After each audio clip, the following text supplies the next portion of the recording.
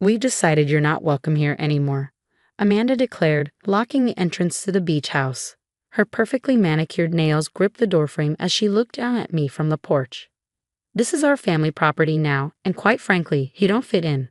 I stood quietly in the warm summer breeze, beach bag still in hand, watching my sister-in-law's smug expression. Behind her, I could hear my nieces splashing in the pool, their laughter mixing with the sound of crashing waves from the private beach. My name is Sarah Parker, and at 34, I found myself being banned from the place that had been my summer sanctuary for the past 12 years. Even after losing my husband Michael in a car accident 2 years ago, this beach house had remained my connection to him, to the family we built, to the memories we shared. "Did you hear me?" Amanda's voice sharpened with irritation at my silence. "You need to leave. Now." I adjusted my sunglasses, maintaining my composure. "Of course, Amanda, I understand completely." My calm response seemed to throw her off balance. She'd clearly been expecting a fight. "Well, good," she stuttered, clearly disappointed by my lack of resistance. "And don't try calling Dad about this. He agrees it's time for you to move on. You're not really family anymore, are you?" That last bar was meant to hurt, but I simply nodded and turned away, walking back to my car with measured steps. Behind me, I heard the door slam shut with unnecessary force. As I drove away from the beautiful Victorian beach house, my mind drifted back to the conversation I'd had with Eleanor, my mother-in-law, just weeks before she passed away 6 months ago. "Sarah, darling," she'd said, holding my hand in her hospital room, "I need you to promise me something." "Anything, Mom," I'd replied, still calling her Mom, even though Michael was gone. She'd been more of a mother to me than my own had ever been. "Promise me you'll be patient. Amanda, she's always been difficult, but she's about to learn some hard lessons. I need you to handle things with grace when the time comes." I hadn't understood then what she meant, but I promised anyway. Eleanor had always been wise, seeing things others missed. She'd welcomed me into the family with open arms 15 years ago, despite Amanda's immediate hostility toward her brother's gold-digging wife. Now, as I drove home, my phone buzzed repeatedly with messages from various family members. Amanda had apparently wasted no time spreading the news of my exile from the beach house. "How dare you make a scene?" I hadn't. Amanda's children were traumatized. They were happily swimming. "You should be ashamed." I wasn't. I silenced my phone and focused on driving, remembering Eleanor's last knowing smile and the envelope her lawyer had given me after the funeral. The envelope I hadn't opened yet, following her explicit instructions to wait until Amanda makes her move. At home, I made myself a cup of tea and finally opened my safe, pulling out the thick envelope. Inside, I found property deeds, bank statements, and a letter written in Eleanor's elegant handwriting. "My dearest Sarah, if you're reading this, it means Amanda has finally shown her true colors regarding the beach house. What she doesn't know, what none of them know, is that Michael and I had the property transferred to your name 5 years ago. The beach house is yours, my darling girl, along with the trust fund that maintains it. I love all my children, but I've watched how Amanda has treated you, how she's tried to push you out of the family since the day you married Michael. Even after his death, you've shown nothing but grace and patience. You are more my daughter than she ever tried to be. I smiled, picturing Amanda's face when she realized who really owned her precious family property.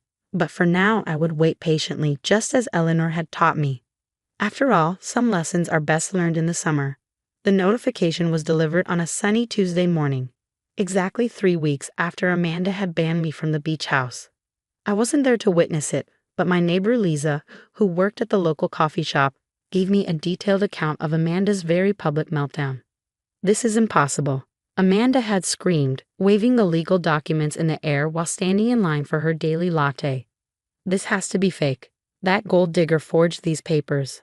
I spent that morning tending to my garden, pulling weeds and planting new flowers, just as Eleanor had taught me. "Gardens are like families," she used to say. "Sometimes you have to remove what's toxic to let the beautiful things grow." My phone started ringing around noon. First came the angry text from Amanda. "You manipulative witch. How dare you fake property documents? I'm calling the police." Then came the call from my father-in-law, Robert. "Sarah, what's going on?" "Amanda's hysterical about some legal papers regarding the beach house." I took a deep breath. The papers aren't fake, Robert. Eleanor and Michael transferred the property to me 5 years ago. She left instructions with her lawyer to reveal this only if Amanda tried to force me out. The silence on the other end was deafening. Finally, Robert spoke, his voice heavy with realization. She knew. Eleanor knew exactly what Amanda would do once she was gone. Yes, I replied simply. She did. The next few days brought a parade of reactions from family members. Some were furious, believing Amanda's claims that I had somehow tricked Eleanor. Others, who had witnessed Amanda's behavior over the years, reached out with quiet support. My sister-in-law, Kate, Amanda's younger sister, called with laughter in her voice. "Oh my God, Mom was brilliant. Amanda's been ranting for hours about how she's already hired contractors to gut the house. She even bragged about throwing away your and Michael's wedding photo album that was stored in the library." My heart clenched at this news, but then Kate continued, "Don't worry, I rescued it. Mom gave me a spare key last year and asked me to remove anything precious once Amanda started making changes. The album's safe at my house." A week after the notification, Amanda's husband Tom showed up at my door. He looked uncomfortable, shifting from foot to foot on my porch. "Sarah, can we work something out? Amanda's not handling this well. She's already told the kids the beach house would be their inheritance someday. We've made plans for renovations." I thought about all the times Amanda had excluded my children from family events after Michael died, claiming they weren't really part of the family anymore. How she'd slowly push me out of family gatherings, always with a sweet smile and a cruel comment. "I'm sorry, Tom," I said, not feeling sorry at all. "But the property is legally mine. Eleanor wanted it this way, and I intend to honor her wishes." "But what about family?" he pressed. "Exactly," I replied quietly. "What about family?" He left without another word, but his question lingered in the air. Family. Amanda had spent years trying to erase me from hers, never realizing that Eleanor had seen everything, understood everything, and planned accordingly. That evening, I visited Michael's grave, placing fresh flowers beside his headstone. "Your mother was quite something," I said softly, smiling at the marble stone. "She protected me even after she was gone." The next day, a formal letter arrived from Amanda's lawyer, challenging the property transfer. I forwarded it to Eleanor's lawyer, who responded with years of meticulously kept records, including videos of Eleanor explicitly stating her wishes regarding the beach house. "Your sister-in-law doesn't have a case," he assured me. Eleanor made sure everything was airtight. She even had psychological evaluations done before the transfer to prove she was of sound mind. I sat in my kitchen, reading through Eleanor's detailed records, and felt a deep sense of gratitude for this woman who had loved me like a daughter. She hadn't just left me a house. She'd given me the means to stand my ground against Amanda's attempts to erase my place in the family. As summer progressed, Amanda's attempts to claim the property grew more desperate. She tried appealing to other family members, spreading rumors about me, and even attempted to access the house illegally, only to find the locks had been changed. But I remained calm, just as Eleanor had asked. Sometimes the best response to chaos is perfect, patient silence. 3 months passed quickly, and the deadline for vacating the property arrived. I stood on the beach house porch early that morning, watching the sunrise over the ocean, just as Michael and I used to do. The key felt warm in my palm, not just a piece of metal, but a symbol of Eleanor's faith in me. Inside, the house still held echoes of happier times, despite Amanda's attempts to erase them. She had managed to remove some photos and replace some furniture. But the essence remained. The marks on the kitchen doorframe where we'd measured the kids' heights each summer. The small dent in the living room wall from Michael's enthusiastic Christmas decorating. The window seat where Eleanor used to read stories to all her grandchildren, even mine when Amanda wasn't around to object. "I thought I'd find you here."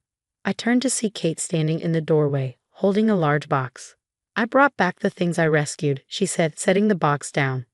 "Including this." She pulled out the wedding album Amanda had tried to throw away. As we sat on the porch steps, looking through the photos, Kate spoke softly. "Mom told me what she was planning, made me promise not to tell anyone." She said, "Sometimes the kindest people need the strongest protection." Around noon, Amanda arrived with Tom and their children. Her face was tight with anger as she supervised the removal of their belongings. I stayed out of their way, letting them work. "I hope you're happy," she spat as she carried out her last box. "You've torn this family apart." I thought of Eleanor's letter, of her wisdom and foresight. No, Amanda. You did that all on your own. I'm just honoring your mother's wishes. After they left, I walked through the house, opening windows to let in the sea breeze. In Eleanor's old study, I found a sealed envelope taped under her desk drawer, marked for Sarah, after the storm. Inside was one last letter. My dearest Sarah, if you're reading this, the truth about the beach house has finally come out. I know Amanda's reaction has probably been difficult to bear, but you've handled it with the grace I always saw in you. This house isn't just about property or money. It's about legacy and love. You understood that from the first day Michael brought you here. You love this place not for its value, but for its heart. I'm trusting you to keep that heart beating. Open its doors to family, even to those who tried to close them to you. Show them what true family means. All my love, Mom. I wiped away tears and took out my phone, sending a group text to the entire family, including Amanda. The beach house will be open every Sunday for family dinner, just as it was when Eleanor was alive. Everyone is welcome. First dinner is this weekend.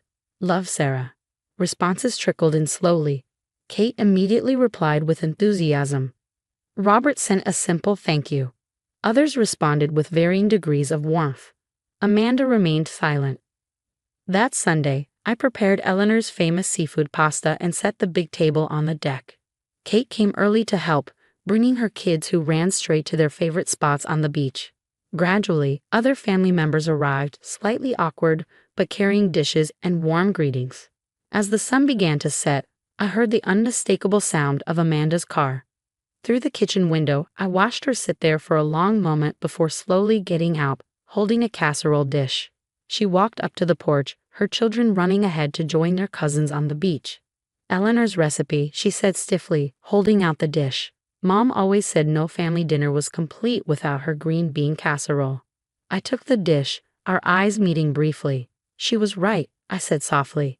Thank you for coming, Amanda. It wasn't forgiveness, not yet. But as we all sat down to dinner, the sound of waves mixing with family chatter and children's laughter, I felt Eleanor's presence in every corner of the house.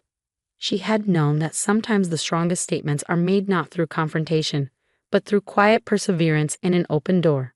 The beach house had found its heart again, just as Eleanor had planned all along.